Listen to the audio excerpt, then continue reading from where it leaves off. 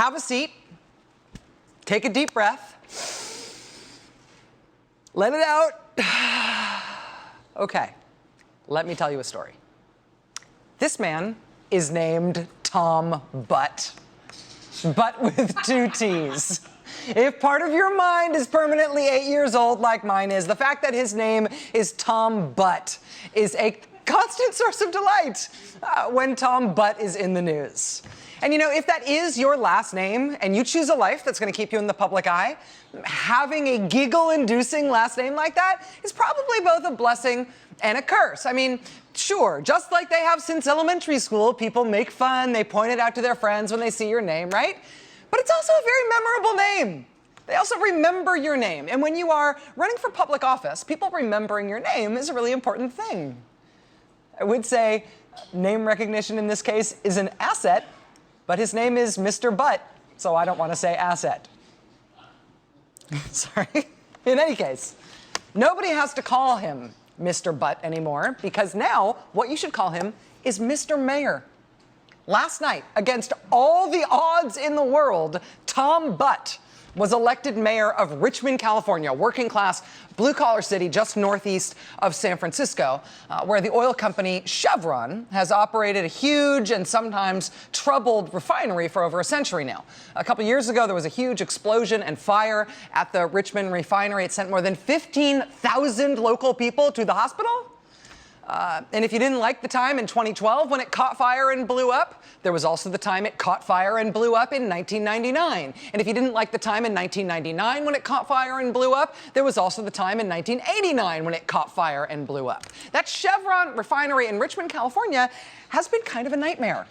And when the latest explosion and fire and thousands of people going to the hospital disaster happened there a couple of years ago, the city council and the mayor in that little city, in the more impoverished part of the San Francisco Bay Area, folks in that little city, their elected officials decided they wanted more assurances from Chevron. They wanted more safety precautions. They did not want to just wait for this refinery to catch fire and blow up again in their little town.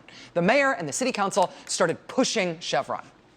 And so Chevron decided that they would buy themselves a new mayor and a new city council in that town. Buoyed by the Supreme Court's decision that corporations can spend infinitely, not only on federal elections, but also on little local elections anywhere in the country, the giant oil company Chevron decided that they would spend infinitely in Richmond. They would spend infinitely to elect their own preferred slate of pro-Chevron city councilors in Richmond and a pro-Chevron new mayor in Richmond. They dumped more than $3 million into the little local elections in this town to try to elect 3 new city councilors and to elect their own preferred candidate over Tom Butt. Tom Butt raised something like $40,000 total for his campaign as of mid-October. Chevron dumped more than $3 million into that town to defeat him. And last night, Tom Butt won. He beat Chevron. All 3 of the city councilors who Chevron spent all those millions of dollars to defeat, they all won. Chevron had more than $220 billion in revenue last year. They're one of the largest and richest corporations ever in the history of corporations. Chevron spent millions of dollars to buy themselves their own little city government in this small town last night.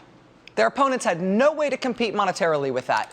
And nevertheless, those little Davids fighting that Goliath, they whomped Chevron in every single race in the city that Chevron was trying to buy. And now Richmond is going to have a mayor who one of the richest companies in the history of the earth has emphatically not bought and paid for. And his name is Tom Butt. And that happened last night. That happened last night. A lot happened last night. Last night, voters in the deep, deep red state of Nebraska, they had the chance to vote on whether they wanted to raise the minimum wage in that state. They voted yes by an 18-point margin in Nebraska. In Alaska, they voted to raise the minimum wage there by a 38-point margin. It was on the ballot in Arkansas, too, where it won by 32 points. Even in South Dakota, voters chose to raise the minimum wage, and they chose that option by a double-digit margin.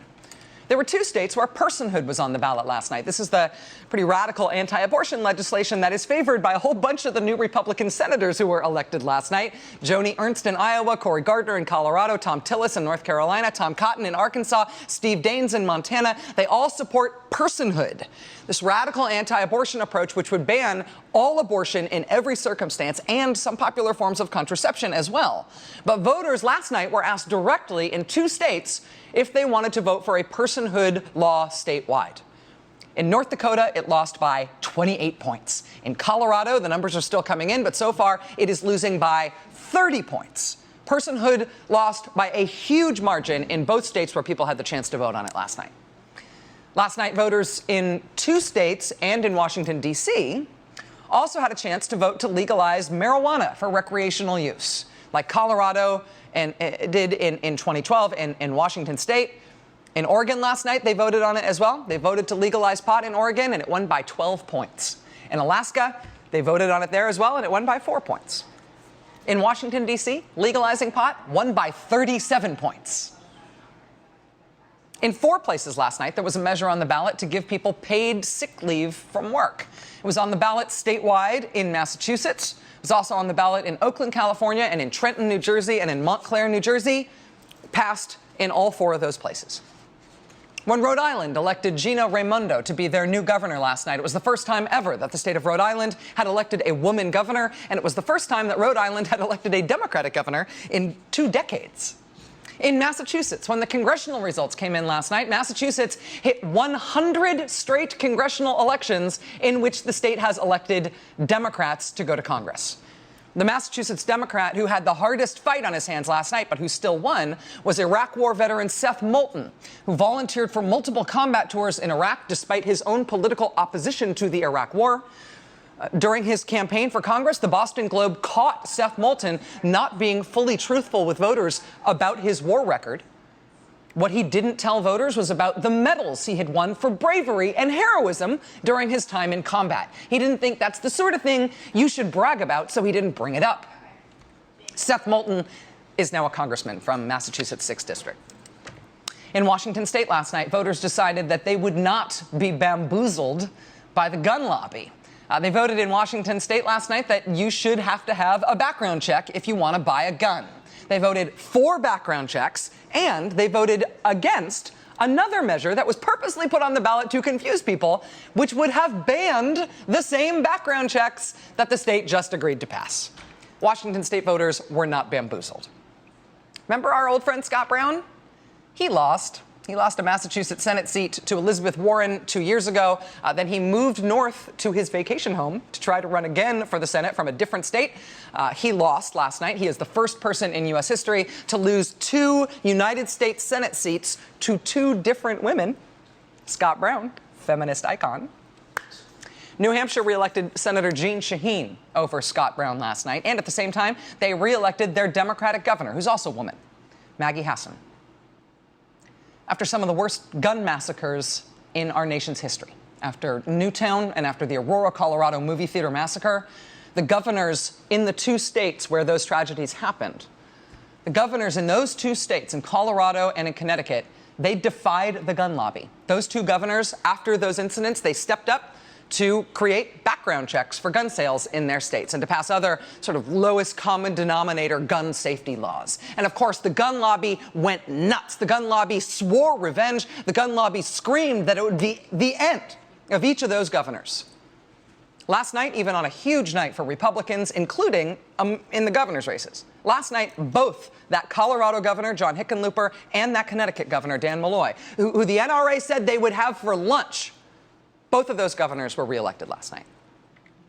In Colorado, incidentally, who John Hickenlooper beat was the guy who said he wanted to ban the IUD because in his mind, certain kinds of birth control make you basically a walking, talking abortion clinic. You're having abortions constantly. And so Bob Beaupre wanted to ban the IUD in Colorado. Bob Beaupre lost. John Hickenlooper beat him last night. For the first time ever last night, the Republican Party elected a black Republican woman to go to Congress. For the first time since the post-Civil War Reconstruction era, a state in the Deep South voted to elect an African-American senator in South Carolina Republican Tim Scott. West Virginia sent its first ever woman to the United States Senate last night. Iowa sent its first ever woman to either House of Congress last night. Seriously, Iowa? Seriously? 2014? In San Francisco last night, they voted to raise the local minimum wage to $15 an hour. And the sky did not fall. In Nebraska, the aforementioned deep red state of Nebraska, a Republican incumbent congressman there ran an ad that blamed his Democratic opponent for the murders committed by this tattooed face guy. It was the Willie Horton ad, but worse. That Republican congressman who ran that ad in Nebraska, he lost his seat last night. In Nebraska, Republican Lee Terry lost his seat. He'll be replaced by a Nebraska Democrat named Brad Ashford. And here is my favorite what does that mean development from last night.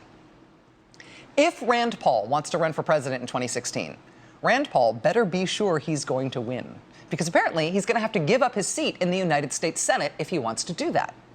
Republicans in the last few years have taken over basically all the state legislative chambers in the South, except for Kentucky. In Kentucky, the House is still held by Democrats. Kentucky state law right now says you can't run for two federal offices at the same time.